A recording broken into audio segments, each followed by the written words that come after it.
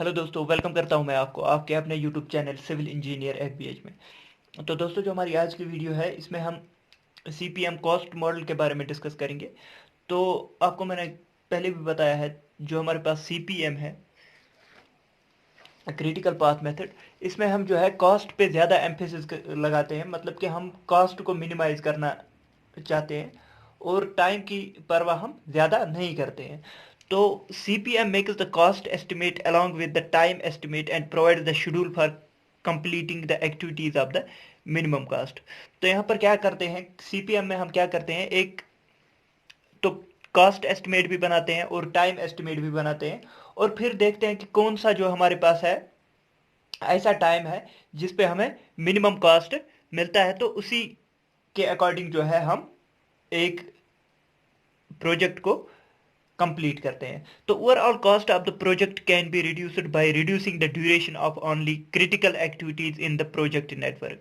तो मैंने आपको पहले भी बताया क्रिटिकल एक्टिविटीज कौन सी एक्टिविटीज होती है, जिस पाथ के अलॉन्ग जो है हमें मैक्सिमम टाइम लगता है उसी को हम क्रिटिकल पाथ कहते हैं। तो मैक्सिमम पाथ जहाँ टाइम जहाँ से लगता है उसे हम क्रिटिकल पाथ कहते हैं। तो हम क्या कर सकते हैं, हम यही जो मैक्सिमम पाथ वाली एक्टिविटीज है इनका ही टाइम रिड्यूस करते हैं। तो ओवरऑल टाइम जो है हमारे पास कम आ जाता है। तो क्रिटिकल एक्टिविटीज को ही हम जो है उनका टाइम रिड्यूस या कॉस्ट रिड्यूस कर सकते हैं। तो कॉस्ट किनका हमें रिड्यूस करना होता है, कॉस्ट हमें क्रिटिकल एक्टिविटीज का रिड्यूस करना होता है। तो ये चीज आपको पता होनी चाहिए। Duration of activities can be reduced by, तो हम एक्टिविटीज की का टाइम कैसे बचाएंगे। एक तो है deploying more resources for early completion of the activity. मतलब कि जहां पर हमें जो है एक दिन हम 5 बंदे लगा रहे थे प्लास्टरिंग करने के, दूसरे दिन और 5 बंदे, तीसरे दिन और 5 बंदे, तो हम एक ही दिन जो है 15 बंदे लगाएंगे। तो हम जो है एक्टिविटी को एक ही दिन में कंप्लीट कर सकते हैं। मतलब कि अगर हम रिसोर्सेज को ज़्यादा लगाएंगे, ज़्यादा रिसोर्स को लगाएंगे, तो हम जो है कंप्लीट कर सकते हैं activity early by relaxing the technical specification of such activities. तो हम टेक्निकल स्पेसिफिकेशन को भी जो है रिलैक्स कर सकते हैं। टेक्निकल स्पेसिफिकेशन फॉर एग्जांपल हमें जो है प्लास्टरिंग जो है वो 15 mm की करनी थी, तो हम बोलेंगे कि 12.5 mm की प्लास्टरिंग हम करेंगे। तो इनको कहते हैं टेक्निकल स्पेसिफिकेशन को रिलैक्स करना। मतलब कि अगर हमें जो है जो ब्रिक वर्क है, ब्रिक वर्क अगर हमें करना है किसी एरिया में, तो हमें अगर 2 ब्रिक वॉल बनानी है, तो हम क्या कहेंगे, हम 1.5 ब्रिक वॉल बनाएंगे। इसको कहते हैं टेक्निकल स्पेसिफिकेशंस को कम करना है। इससे भी हम एक एक्टिविटी को जो है कम टाइम में कंप्लीट कर सकते हैं। तो optimum duration will be the one which gives the most economical cost for the completion of the project. तो कंप्लीशन ऑफ प्रोजेक्ट के लिए जो हमें मोस्ट इकोनॉमिकल कॉस्ट लगेगी उसे हम ऑप्टिमम ड्यूरेशन कहते हैं। In CPM there are 2 time and cost estimates for each activity. तो हर एक एक्टिविटी के लिए जो है सीपीएम में 2 टाइप के टाइम एंड कॉस्ट एस्टिमेट्स होते हैं। एक होता है हमारे पास नॉर्मल एस्टिमेट। तो normal estimate the emphasis is on the cost and the time being associated with the minimum cost। तो यहाँ पर हम क्या करते हैं नॉर्मल एस्टिमेट में अगर ये हमारे पास कॉस्ट है और ये टाइम है हमारे पास, तो हम देखते हैं कि कहाँ पर हमें जो है मिनिमम कॉस्ट आ रही है। तो मिनिमम कॉस्ट हमें यहाँ पर आ रही है, तो इसके साथ एसोसिएटेड जो भी टाइम होगा उसको हम लेते हैं। हम यहाँ पर जो है नॉर्मल एस्टिमेट के केस में हम कॉस्ट प्रेफर करते हैं। तो मिनिमम कॉस्ट जहां पर भी आएगा वहां पर कितना भी टाइम हमें एक प्रोजेक्ट के लिए लगे तो लगे, मतलब कि कॉस्ट पे हम यहां पर ज्यादा एम्फेसिस करते हैं और टाइम जितना भी लगेगा उतना लगेगा। तो नेक्स्ट आ जाते हैं हमारे पास क्रैश एस्टिमेट। अब देखते हैं क्रैश एस्टिमेट क्या होता है। तो crash estimate it is the absolute minimum time required for the job and cost necessary to achieve it. तो इस क्रैश एस्टिमेट में हम क्या देखते हैं, क्रैश एस्टिमेट में देखते हैं कि मिनिमम टाइम कहां पर लगेगा। मिनिमम टाइम की एक्सिस हमारी ये है, तो यहां पर हमें मिनिमम टाइम लगता है। तो कॉस्ट कितना भी लगे उस पर हम ज्यादा फोकस नहीं करते हैं, हम टाइम पे ज्यादा फोकस करते हैं कि टाइम हमें कम लगना चाहिए चाहे हमें कॉस्ट कितनी भी लगे। तो ये होता है normal estimate and crash estimate. तो नॉर्मल एस्टिमेट में हम क्या करते हैं, emphasis is on the cost, cost कम होना चाहिए, टाइम जो भी लगे मिनिमम कॉस्ट के साथ वो हम लगाते हैं। और क्रैश एस्टिमेट में हम क्या करते हैं, टाइम मिनिमम लगना चाहिए, उसके साथ जो भी कॉस्ट होगी वो हम लगाने के लिए तैयार होते हैं। तो यहां पर आपको याद रखना है, नॉर्मल एस्टिमेट में कॉस्ट पे ज्यादा एम्फेसिस करते हैं और क्रैश एस्टिमेट में ज्यादा एम्फेसिस हम टाइम पे करते हैं। तो क्रैश से आपको समझ में आ जाएगा कि क्रैश जो है मतलब कि क्रैश करना है हमें, एक्टिविटी की टाइम को जो है वो कम करना है। तो नेक्स्ट आ जाते हैं हमारे पास प्रोजेक्ट कास्ट क्या होता है। आपने ये कर्व जो है बहुत बार देखी होगी। तो यहां पर आप देख सकते हैं, for any project the relationship between the total cast and overall duration is shown below. तो मतलब कि अगर हम किसी भी प्रोजेक्ट के लिए कास्ट और ड्यूरेशन का मतलब कि टाइम कितना लग रहा है और टोटल कास्ट कितना लग रहा है, तो हर एक प्रोजेक्ट के लिए ऐसा ग्राफ हमारे पास मिल जाता है। मतलब कि अगर हम टाइम को ज्यादा ज्यादा ड्यूरेशन लगाएंगे, मतलब कि टाइम ज्यादा लगाएंगे प्रोजेक्ट कंप्लीट करने में, तो हमारी कास्ट भी जो है वो इंक्रीज हो जाती है। और यहां पर एक मिनिमम टाइम होता है जिसे हम क्या कहते हैं, जिसे हम ऑप्टिमम कास्ट कहते हैं। यहां पर एक कास्ट होती है जिसे हम ऑप्टिमम कास्ट कहते हैं, ऑप्टिमम कास्ट। ये होती है हमारे पास ऑप्टिमम कास्ट, मतलब कि मिनिमम कास्ट जो हमें एक प्रोजेक्ट पे लग सकती है। और अगर हम टाइम को और कम करना चाहेंगे, मतलब कि इस ऑप्टिमम से भी नीचे अगर हम टाइम लेना चाहेंगे, मतलब कि प्रोजेक्ट हमें फॉर एग्जांपल ये यहां पर 12 मंथ्स, मतलब कि ऑप्टिमम ड्यूरेशन हमारी 12 मंथ्स है। 12 मंथ्स में अगर हम प्रोजेक्ट को कंप्लीट करेंगे तो हमें मिनिमम कास्ट लगेगा। अगर हम अब बोलेंगे कि हमें 6 मंथ्स में कंप्लीट करना है, मतलब कि यहां पर कंप्लीट करना है, तो कास्ट फिर से इंक्रीज हो जाएगी। मतलब चाहे आप ऑप्टिमम से टाइम बढ़ाओ, कास्ट तुम्हारी इंक्रीज हो जाएगी, और चाहे तुम ऑप्टिमम कास्ट से टाइम बढ़ाओ घटाओ, तुम्हारी जो है कास्ट, टोटल कास्ट इंक्रीज हो जाएगी। मतलब कि ऑप्टिमम कास्ट जो होती है वो मिनिमम कास्ट होती है, और उस वक्त जो ड्यूरेशन होगी उसे हम ऑप्टिमम ड्यूरेशन कहते हैं। तो यह चीज आपको याद रखनी है, ऑप्टिमम कास्ट होती है मिनिमम कास्ट, और जो उस वक्त टाइम होगा हमारे पास उसे हम ऑप्टिमम ड्यूरेशन कहते हैं, ऑप्टिमम ड्यूरेशन। तो ये चीज आपको याद रखनी है, ऑप्टिमम ड्यूरेशन से आगे भी जाएंगे, टाइम लेके जाएंगे तो कॉस्ट बढ़ेगी, ऑप्टिमम ड्यूरेशन से कम टाइम करेंगे तो भी आपकी कॉस्ट बढ़ेगी।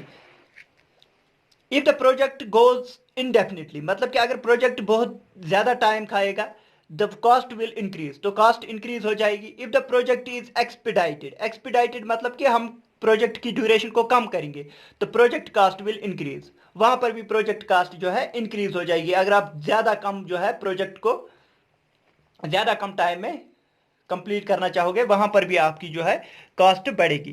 Cost is minimum at some optimum project duration. तो आपके पास ऑप्टिमम प्रोजेक्ट ड्यूरेशन जो होती है उस पे आपको मिनिमम कॉस्ट होता है, उसे हम ऑप्टिमम कॉस्ट कहते हैं। The main objective is to find the project duration which will keep the total cost of the project at minimum. तो आपको क्या देखना होता है, ज्यादा फोकस आपको किस पे करना होता है, वो ड्यूरेशन आपको देखनी होती है जहां पर जो है प्रोजेक्ट का कॉस्ट जो है वो मिनिमम हो जाए। तो ये होती है हमारे पास ऑप्टिमम ड्यूरेशन। तो आपको ये ऑप्टिमम ड्यूरेशन देखनी होती है ताकि हमारे पास प्रोजेक्ट का कॉस्ट जो है वो मिनिमम हो जाए। तो ये होता है प्रोजेक्ट कास्ट। प्रोजेक्ट कास्ट पे ऐसे ही इसी बेस पे आपको क्वेश्चन पूछा जा सकता है, अगर हमें जो है ऑप्टिमम ड्यूरेशन से कम टाइम में प्रोजेक्ट कंप्लीट करना चाहेंगे तो आपकी टोटल कास्ट क्या हो जाएगी, टोटल कास्ट इंक्रीज हो जाएगी। तो ये चीज आपको याद रखनी है। नेक्स्ट आ जाते हैं हम प्रोजेक्ट कास्ट के बारे में। प्रोजेक्ट कास्ट जो हमारे पास होती है, हमारे पास दो प्रोजेक्ट कास्ट होती है। एक होती है डायरेक्ट कास्ट, टोटल कास्ट जो होती है प्रोजेक्ट की, ये दो कास्ट से बनी होती है। एक होती है डायरेक्ट कास्ट, एक होती है इनडायरेक्ट कास्ट। डायरेक्ट कास्ट जो होती है वो फॉर अकम्प्लिशिंग द वर्क, मतलब कि जो हमारे पास वर्क के लिए जो पैसा लग रहा है, कोई प्रोजेक्ट जो है उसका काम करने के लिए जो पैसा लग रहा है उसे हम डायरेक्ट कॉस्ट कहेंगे। और इनडायरेक्ट कॉस्ट जो हमारे पास होती है वो होती है जो एक्स्ट्रा पैसे हमें लगते हैं। For example direct indirect cost के बारे में हम पहले पढ़ेंगे। इनडायरेक्ट कॉस्ट में आउटेज लॉसेज आती है एंड ओवरहेड कॉस्ट आ जाती है। तो इनडायरेक्ट कॉस्ट प्रोजेक्ट कॉस्ट क्या होता है, the indirect cost are not allocated to the individual activities but as assessed as a whole। मतलब क्या है, हम जो इनडायरेक्ट कॉस्ट होते हैं हर एक एक्टिविटी के लिए नहीं बताते हैं कि इस एक्टिविटी में इतना इनडायरेक्ट कॉस्ट लगेगा, इस एक्टिविटी में इतना इनडायरेक्ट कॉस्ट लगेगा। हम होल प्रोजेक्ट के लिए जो है इनडायरेक्ट कॉस्ट को जो है एसेस करते हैं, मतलब कि उनको कैलकुलेट करते हैं पूरे प्रोजेक्ट के लिए, क्योंकि ये छोटी एक्टिविटीज के लिए ये हम एक एक करके जो है असाइन नहीं करते हैं। The indirect cost includes expenditure related to the administrative and establishment charges. मतलब कि जो हमारे पास एडमिनिस्ट्रेटिव, मतलब कि प्रोजेक्ट हमें बनाना है, वहां पर जो एडमिनिस्ट्रेशन होगी, मतलब कि इंजीनियर्स होंगे या वर्कर्स होंगे, उनके जो एक्स्ट्रा खर्चे होते हैं, तो उनको कहते हैं हम इनडायरेक्ट कॉस्ट। मतलब कि अगर इंजीनियर्स हैं, उनका रहने की जगह होनी चाहिए, उनका जो है वॉशिंग वगैरह जो भी खर्चे आ जाते हैं, उसको हम इनडायरेक्ट कॉस्ट में इंक्लूड करते हैं। तो ओवरहेड, सुपरविजन चार्ज, सुपरविजन मतलब कि सुपरवाइजर आपने रखे हैं काम देखने के लिए। Expenditure on the central store organisation, मतलब कि जो हम आपके पास स्टोर वगैरह होते हैं। लॉस ऑफ रेवेन्यू, कभी लॉस, रेवेन्यू में लॉस आ जाएगा।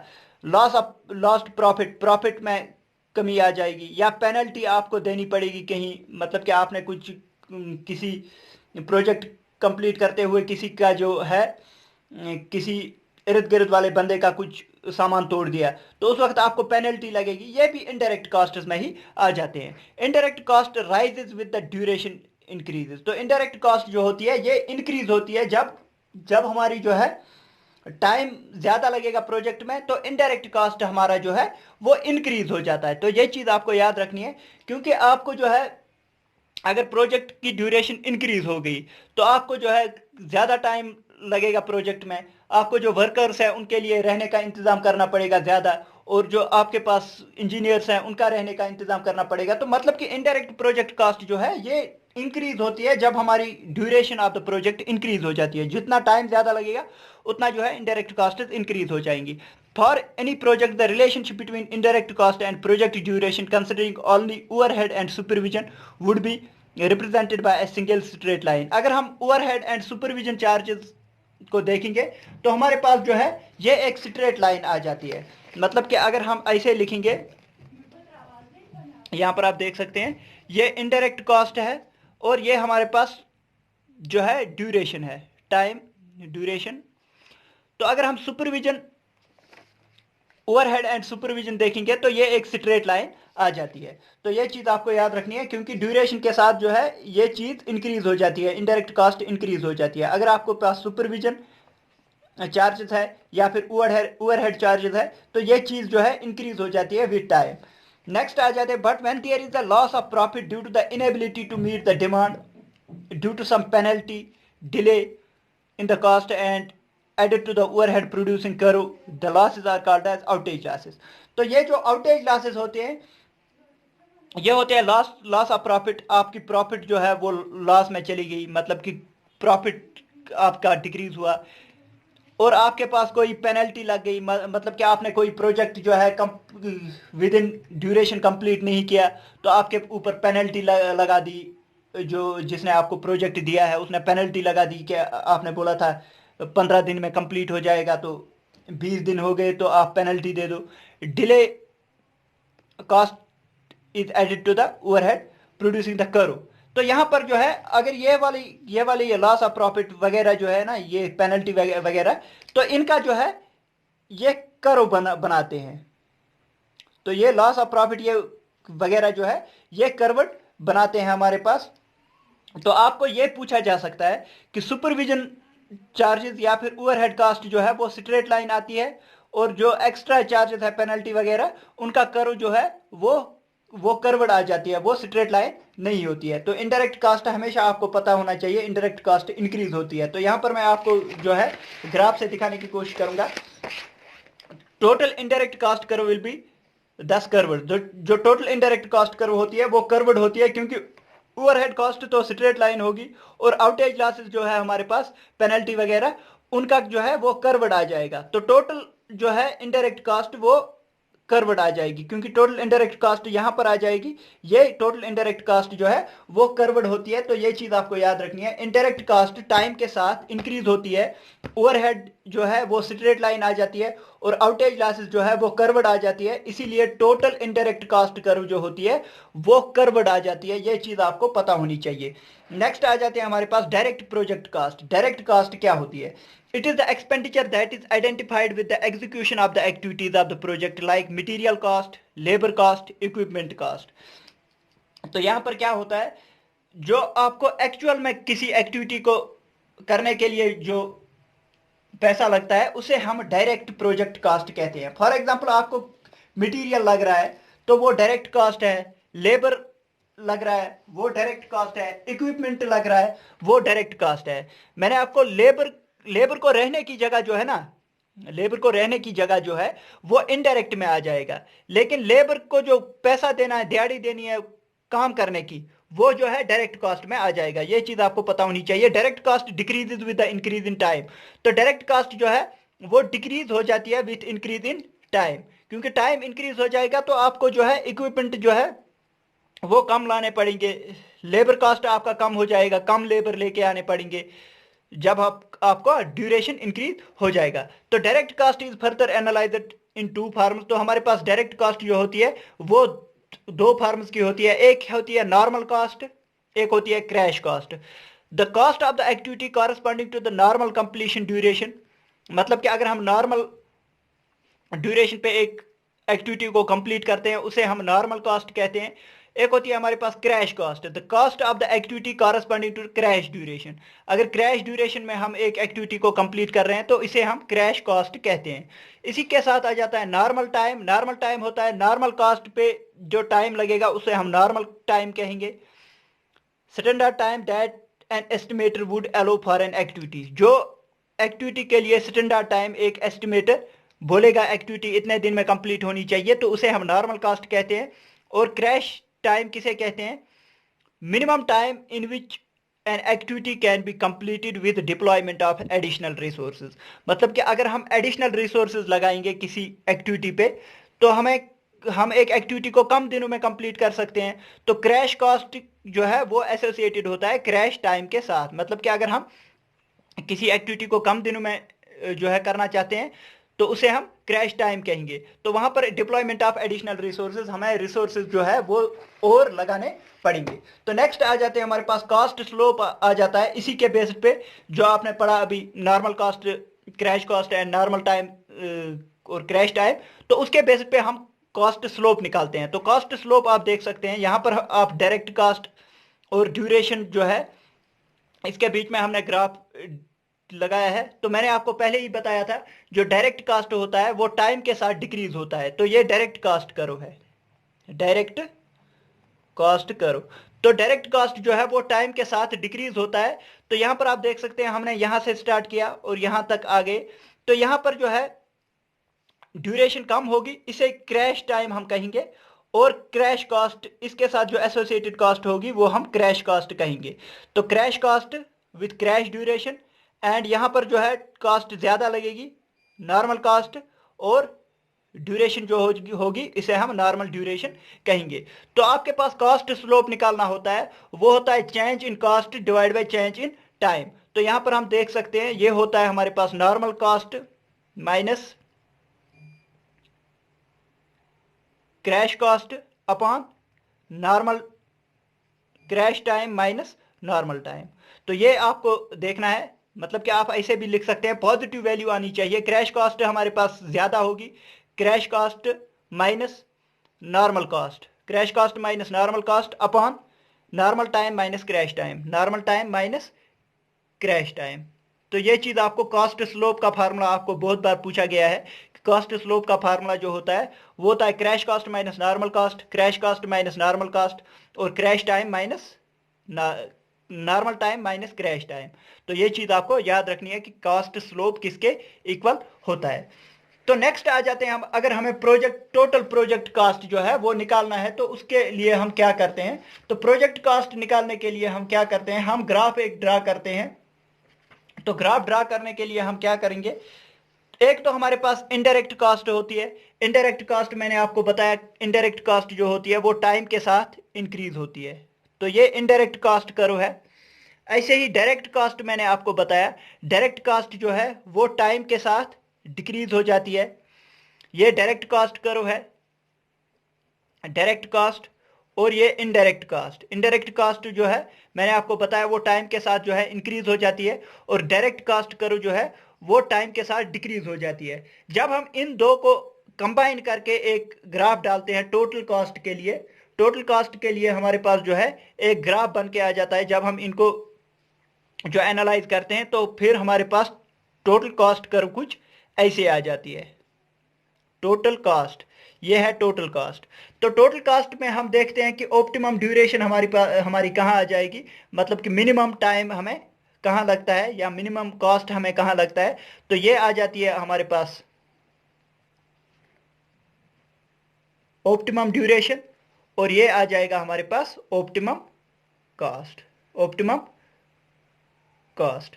तो आपको क्या करना है, अगर आपको टोटल प्रोजेक्ट कॉस्ट निकालना है तो इनडायरेक्ट कॉस्ट करो और डायरेक्ट कॉस्ट करो ड्रा किया, तो उसके बेसिस पे इंटरपोलेट करके हम जो है टोटल कॉस्ट करो जो ड्रा करते हैं, तो उसके बेसिस पे हम देखते हैं कि हमारे पास जो है ऑप्टिमम मिनिमम कॉस्ट कहाँ पर लगता है, तो उसे हम ऑप्टिमम कॉस्ट कहेंगे। उसके अलोंग जो ड्यूरेशन होगी उसे हम ऑप्टिमम ड्यूरेशन कहते हैं। तो ये था आपके पास कॉस्ट एनालिसिस का, जो भी आपको पढ़ना था वो मैंने पढ़ा दिया है। इसके बाद एक छोटा सा टॉपिक आ जाता है, वैसे तो ये सिलेबस में नहीं दिया हुआ है, लेकिन आपको मैं जल्दी जल्दी बताऊं कि रिसोर्स एलोकेशन क्या होती है।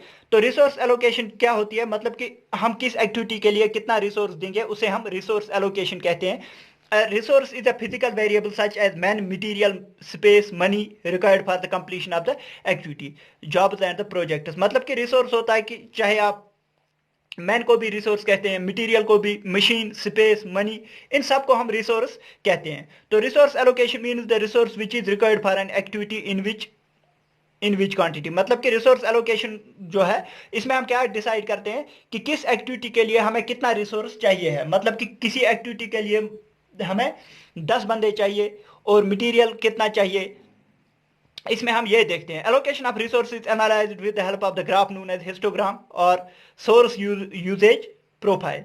तो हम क्या करते हैं, यहाँ पर रिसोर्स और टाइम के बीच में एक हिस्टोग्राम बनाते हैं। इसके बेसिस पे हम जो है देखते हैं कि किस रिसोर्स के लिए हमें, किस एक्टिविटी के लिए हमें कितना रिसोर्स चाहिए होता है। तो हिस्टोग्राम आपको याद रखना है। रिसोर्स एलोकेशन हम किस से देखते हैं, हिस्टोग्राम से देखते हैं। यहाँ पर मैं लिख रहा हूँ हिस्टोग्राम। तो it represents the relationship between the variation of the requirement of the resource with time. मतलब कि ये क्या दिखाता है, कितने रिसोर्स चाहिए हमें कितने टाइम में, तो ये हिस्टोग्राम जो है वही दिखाता है। तो allocation of resource is done by two methods. तो रिसोर्स एलोकेशन जो होती है इसको हम दो मेथड से करते हैं। एक होता है हमारे पास, आप देख सकते हैं, पहले मैं आपको ये बताऊं कि रिसोर्स एलोकेशन क्यों हम करते हैं। रिसोर्स एलोकेशन हम इसलिए करते हैं, फॉर एग्जांपल यहां पर जो है रिसोर्स और टाइम के बीच में ग्राफ दिखा रहा है। एक दिन में हमें, फॉर एग्जांपल ये मैं लेबर्स दिखा रहा हूं, एक दिन में कहीं पर कम लेबर चाहिए, कहीं पर ज्यादा ही कम लेबर चाहिए, और कहीं पर बहुत ज्यादा लेबर चाहिए। इस दिन हमें कम लेबर चाहिए, इस दिन हमें कम लेबर चाहिए। तो हम क्या करते हैं, हम करते हैं इनको थोड़ा इसको जो है इस एक्टिविटी को थोड़ा आगे ही स्टार्ट करेंगे, यहां से स्टार्ट करेंगे, ताकि जो है इसके लेबर इसमें भी काम कर सकें। और यहां पर जो है इन पीक्स को हम कम करना चाहते हैं। मतलब कि हम ये जो एक्टिविटी है इसको इसके बीच में आधा भर देंगे, तो इस एक्टिविटी के रिसोर्स जो है वो कम हो जाएंगे। तो इसीलिए हम रिसोर्स एलोकेशन करते हैं। हम चाहते हैं कि यहां पर अगर 100 बंदा लग रहा है हमें, और यहां पर सिर्फ और सिर्फ 50 बंदे लग रहे हैं, तो हम क्या करते हैं, हम इस एक्टिविटी को इस एक्टिविटी में भर देंगे। मतलब कि इस एक्टिविटी को यहां पर ही स्टार्ट करेंगे। तो हम, आपको पता ही है हमारे पास स्लैक होता है, स्लैक से हम एक एक्टिविटी को पहले भी स्टार्ट कर सकते हैं। तो हम क्या करते हैं, इस एक्टिविटी को थोड़ा पहले ही स्टार्ट करेंगे, ताकि इसके बंदे जो है, इसके 50 बंदे जो है वो इसका आधा काम भी कर देंगे। तो यहां पर जो है इसको हम थोड़ा लो कर सकते हैं। मतलब कि इस दिन हमें फिर 100 बंदे की जरूरत नहीं पड़ेगी। तो यही होता है हमारे पास, इसे हम रिसोर्स एलोकेशन कहते हैं। रिसोर्स स्मूथिंग एक टेक्निक होती है जिसे हम रिसोर्स एलोकेशन करते हैं। इसमें क्या करते हैं, यहां पर आपको सिर्फ थोड़ा रटा मार के थोड़ी चीजें याद रखनी है। Total project duration does not change. Resource smoothing के केस में टोटल प्रोजेक्ट ड्यूरेशन जो है वो चेंज नहीं होती है। मतलब कि अगर यहां से यहां तक जो है हमें 100 दिन लग रहा है, हमें 100 दिन में ही ये कंप्लीट करना है, इसमें जो है टोटल प्रोजेक्ट ड्यूरेशन चेंज नहीं होती है। For some activities start time are shifted and their available to their available plot so that the uniform demand of resources generated।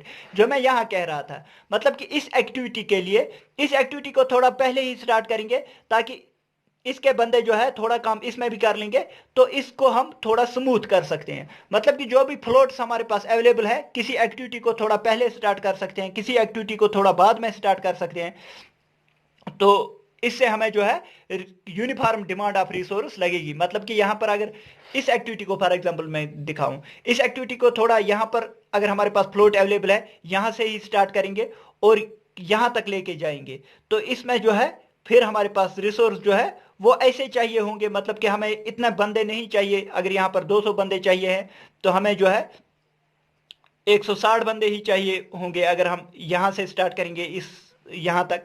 तो ये जो है इसी को हम रिसोर्स स्मूथिंग कहते हैं। तो रिसोर्स स्मूथिंग में आपको पता होना चाहिए कि टोटल प्रोजेक्ट ड्यूरेशन में कोई इफेक्ट नहीं पड़ता है।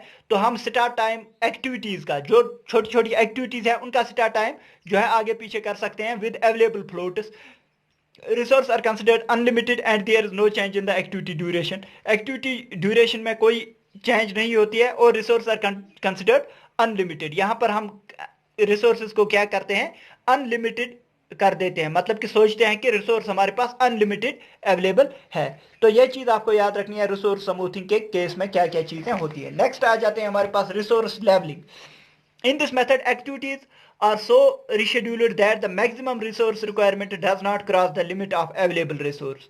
तो available resource से ज्यादा हमारे पास लिमिट जो है किसी भी रिसोर्स की, मतलब कि अगर आपके पास अवेलेबल 160 है तो आप ऐसे एक्टिविटीज को शेड्यूल करते हैं कि आपको एक, फॉर एग्जांपल मैं यहां पर आपको दिखाऊं, ये एक दिन हमें जो है 200 बंदे चाहिए, एक दिन हमें 50 130 बंदे ही चाहिए। लेकिन आपके पास अवेलेबल मैन फोर्स जो है, मतलब कि मैं जो आपके पास बंदे अवेलेबल है वो 160 है।